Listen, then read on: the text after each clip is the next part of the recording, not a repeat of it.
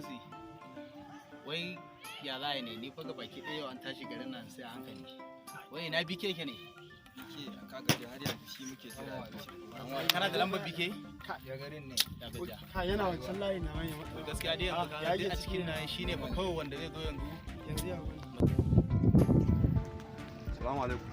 Jabaya. Ina yin ka. Yanzu yan balansi magana da bike. Ga kode. Da ake ce yanzu nan muke magana ka. Haba da Allah, me faru? Ka san yanayin da garin ya fita baki. Kai. To ban gane ba gari ya canza kauya. Hadiri ne. Kawai muna so kai an ba mu wani abu ne a nan. Wai kudi? Ga yunwa duka baki ne komai sai an abubuwan da za. Wallahi sisi bana magani. Wa alaikum salam. Salam. Dan mata. Dan gaji. Sannu fa. Ya jin daɗi. Dan Allah tafiya zan yi. Na yi shi da nake so. An akwai mai dan kuɗi sai dan ba.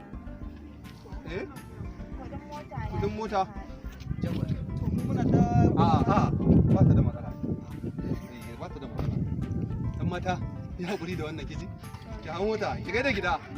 A gaida su umma fa. Ke mun da ba ka da kuɗi ba. Kenan ta nuna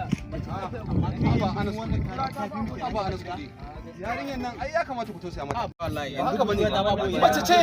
Mace a bar tausayi ce. Anas balansi balansi haka kuma da bike da. ba bike